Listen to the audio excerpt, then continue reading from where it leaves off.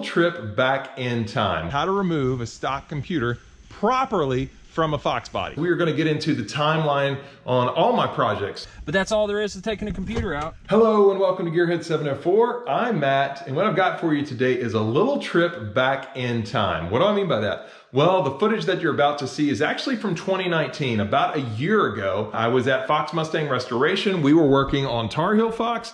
Just had replaced the intake manifold. It was about to go to the dyno. So that's the timeline, and the reason why I didn't use the footage is it just didn't seem like enough to make an entire video on. So I kind of held it back and just didn't think about it for a long time. That turns out to be really useful right now because in case you missed the last upload, I did hurt my back. It is starting to get better, but I haven't been able to work on the SSP very much. So I don't have a lot of new content. So that's why I'm bringing this out right now. So you are going to see how to properly remove a FoxBody computer. You're also going to see a much younger, not much younger, only about a year younger, a much thinner Matt, being me. You'll see a much thinner gearhead, I guess. And also, I had no idea at the time that this car needed its engine rebuilt. So it was a different time. It was a little bit more optimistic time, I guess, overall in the world. But yes, we're going back in time for that. Now stick around after that because we are going to get into the timeline on all my projects. So like the truck, it needs a few things. I'm going to tell you what those things are when we come back. And also the engine. When are we going to be doing the engine tarheelfox?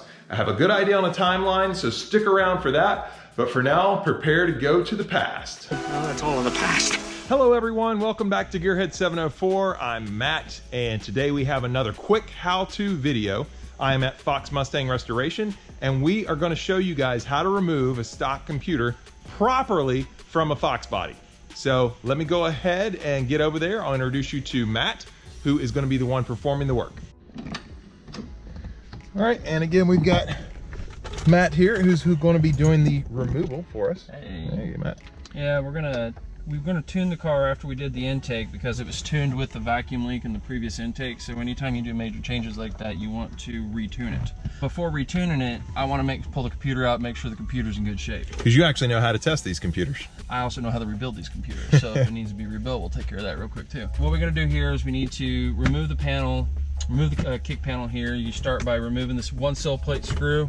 This one was kind of already loose, but there's little retainer clips back here that you should have to pop off. This one didn't happen so much. I think it's because we recently had the computer out in this one. But here's the clips that are supposed to go into these holes. So I'll replace these so they hold again. A lot of people pull the car back. There's the computer. You got an A9L, which is the 5-speed computer. A lot of people think that you're supposed to squeeze and pull these out, and that's why a lot of the cases get dented up. Okay. And it looks like your case might have some scratches on it. The correct way to pull these out, believe it or not, is to pull the heater box. Or not the whole heater box, but the blower motor case. Blower motor, okay. This is the case. There's a line right here. This half holds your evaporator and heater core. That's the one that's a pain in the butt that you have to remove the whole dash to be able to access. The blower motor housing, however, comes out very easily with 3 screws. So we're gonna go ahead and start that. You drop the glove box, open the glove box. You actually go to the 2 sides here, and you squeeze these 2 sides here, and it drops all the down. Way. Okay. You got, here's the heater box right here. You got a bolt, an 11mm head bolt up in here. There's a little vent. You can kind of push this vent out of the way. Okay. And you want to go ahead and take that bolt out. I'm going to use my ratchet wrench here. Comes out pretty easy. It's not a fine thread. It's a pretty coarse thread. Let's see if that was enough. Do a little bit more. Love ratchet wrenches. You just do that and it comes off. So go ahead and take this bolt out. And what this is a bolt for a bracket that goes onto the frame of the car and then bolts and holds the top of the case in. Okay. So now what we'll do is we're gonna close this back up. Now we got 2 screws, 8mm screws that go straight up. So I'm gonna use my 1/4" ratchet. Yeah, I've never seen anybody remove a computer like this, so this is the correct way. This is the correct way. And honestly, a lot of people may think it takes longer because you got to pull all this stuff out of the way. But if anyone's ever tried to wrestle that out of there, it'd probably take just as much time, or this may even take less. Because you're going to see how easily this thing comes out. So you got 1 8mm screw going up right here. There's another one that's about another 2 or 3 inches back behind that. All right, so we got all the screws out. Now it's as simple as you're going to tilt the heater case towards the passenger side of the car, or the blower motor case. You're going to go with the passenger side of the car, then you're going to go straight up. So you got like this, and go straight up. almost there, huh? Yep. Come on. Gotta give it a little wiggle. We're gonna drop this back down. And we can look up through here and see where it's hanging up at. Yours has had a lot of butyl put in there. There we go. There's a little vacuum line right here. Yeah. It's the white hose. Just unplug that vacuum line. Just gotta wiggle this case out. There we go.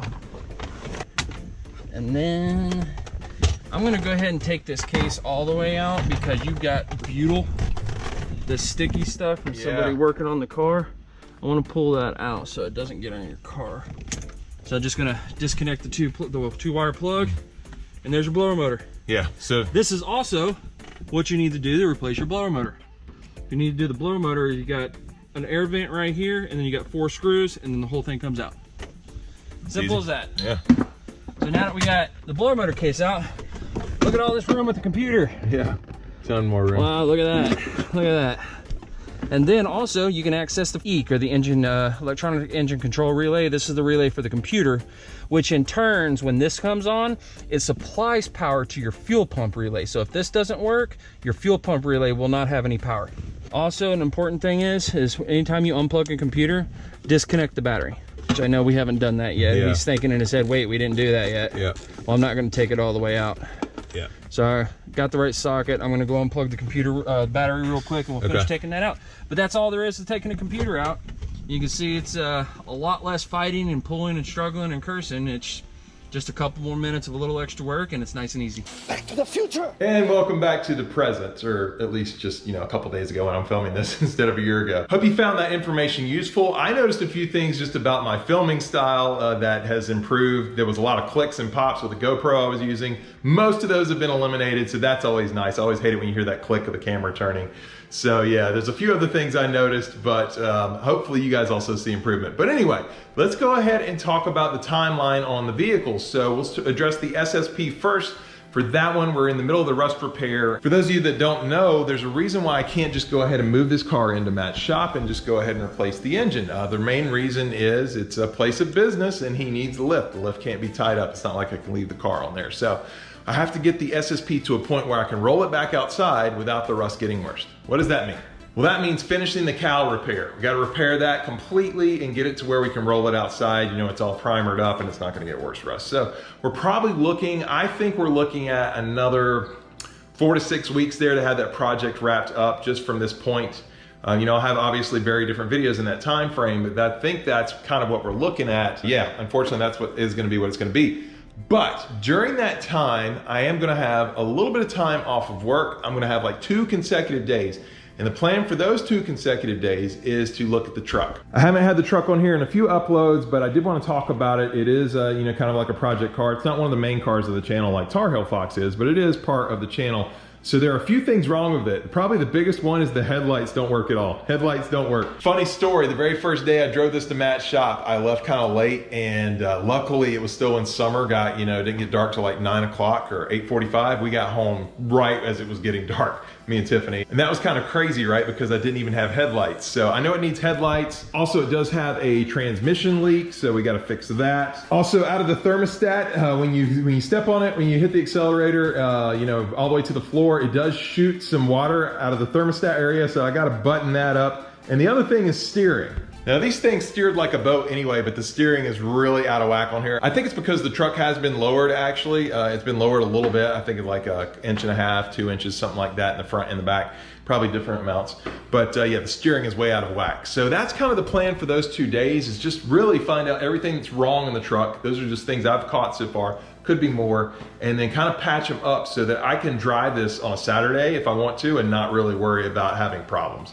So that's the main thing. I'm gonna use those 2 days for that. So around the same time the SSP finishes, or maybe a week or 2 before, this thing should be pretty much done for now, where I can at least drive it and feel comfortable driving it. Then the other project, after the 6 weeks of the SSP, then we're gonna move on to tarheelfox. And I think that will also take about 4 to 6 weeks. So where's that timeline for us?